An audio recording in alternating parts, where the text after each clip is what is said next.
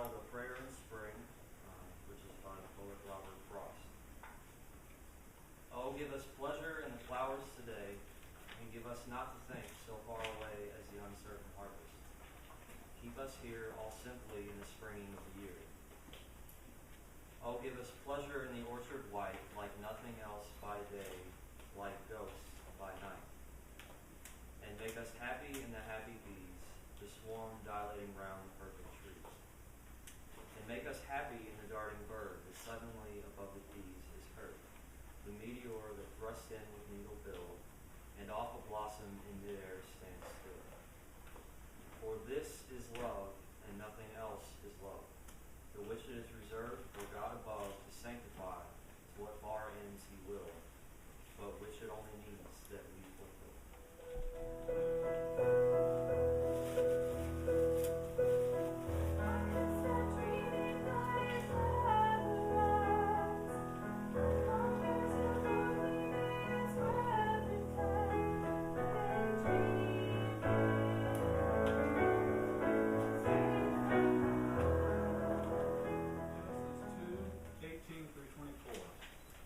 Then the Lord God said, "It is not good that man should be alone. I will make him a helper as his partner."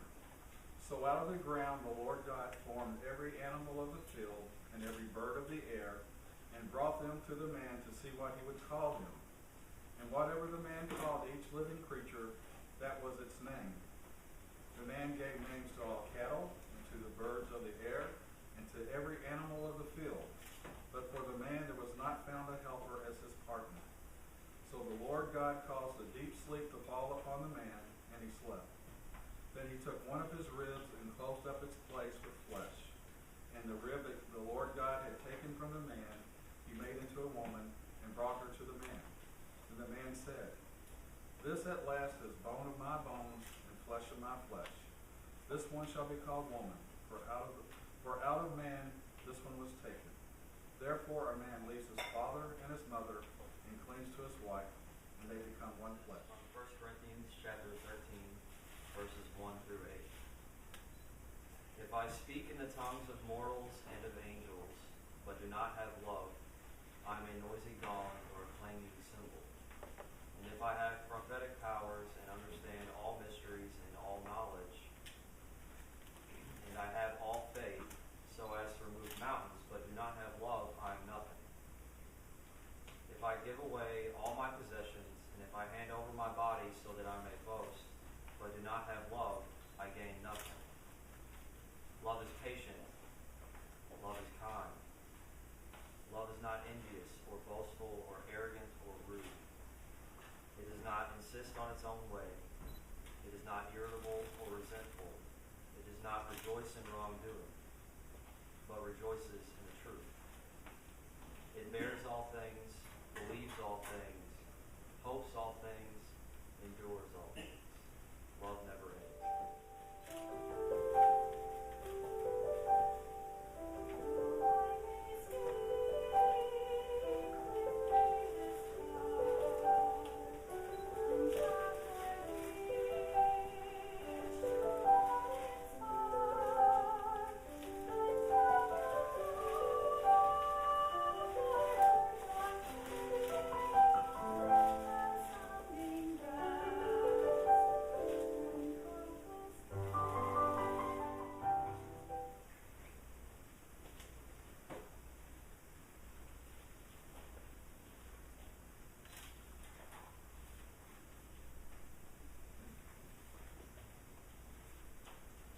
We are assembled here today, this afternoon, in the sight of God, to unite Ronald and Colleen in marriage.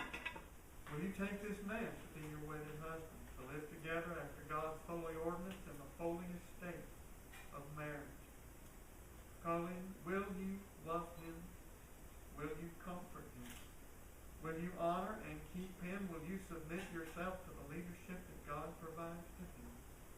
And ma'am, forsaking all others, will you keep yourself only unto him so long as you're both alone?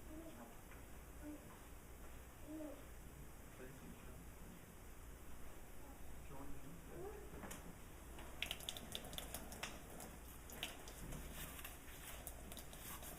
I, Ronald, take you, Colleen, I, Ronald, take you, Colleen, to be my wedded wife, to be my wedded wife, from this day forward, from this day forward, for better, for worse, for better, for worse, for richer, for poorer, for richer, for poorer, in health and in sickness, in health and in sickness, to love and to cherish. to love and to cherish. Well, that's good. So that's good. Hold up to this part. I, Colleen, take you, Ron, to be my wedded husband, from this day forward, for better, for worse, for richer, for poorer, in health and in sickness, to love and to cherish, till death do us part. May I have the ring?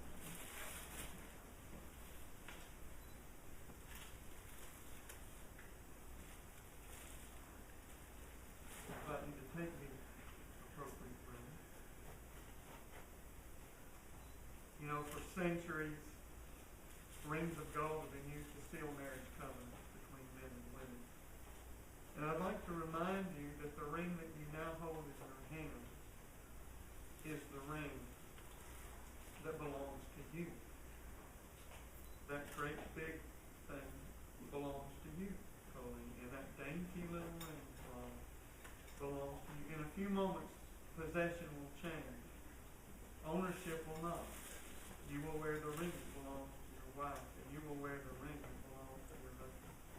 And I pray that they will serve as a reminder to you and the entire world that you belong first to God and then to each other. Ron, would you place the ring on Colleen's finger? With this ring, I thee wed. With this ring I do wear.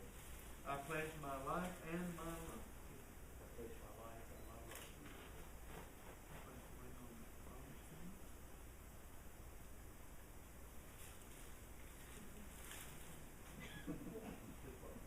Colleen, with this ring, I thee wed. I pledge my life and my love to you. Reading again from 1 Corinthians 13, the Bible says real love is patient, always. Always. If you're not being patient with Colleen, don't tell me you're loving her. That goes for you too. Okay? Remember, we always have a choice. And when those hard times come, and you're not going to make it easy for each other all the time, but when those hard times come, you're going to be selfish or you're going to be patient indeed. Real love is kind, always. It's not envious or boastful. Remember that the enemy of your marriage, one of the enemies, is pride. And in closing this letter to the Corinthians, Paul gives some wonderful advice which you will do very well to heed when he said, let love be your greatest aim. For as much as Ronald and Colleen have consented together in holy wedlock and have witnessed the same before God and all of you, and have pledged their faithfulness by giving and receiving rings, and looking to the Lord for divine guidance and acting in the authority granted me by the state of Florida, I pronounce that you are husband and wife. Jesus said, what therefore God has joined together, let no man put asunder. Let's pray together. My Father God, thank you again for this occasion that brings us here. Thank you for this home that's been established here this day. And I pray, God, that you would be very, very kind to them. Grant them enough success to keep them encouraged, or grant them enough hardship to keep them dependent on you. And Lord, we thank you for it. Lord, help this husband to be the provider and the protector that you've designed him to be. Lord, may his character be her boast. And we thank you. Lord, give this wife the tenderness that understands Help her to be the helper and the encouragement, the completer that you designed her to be. Lord, may she find eternal youth in holding to your ideals that never change. May they not seek their own desires selfishly, but may theirs be your spiritual purpose. May they seek first you and your kingdom, understanding that loving you most only helps them to love each other. May they not expect that perfection that belongs only to you, but may they always see each other through a lover's very patient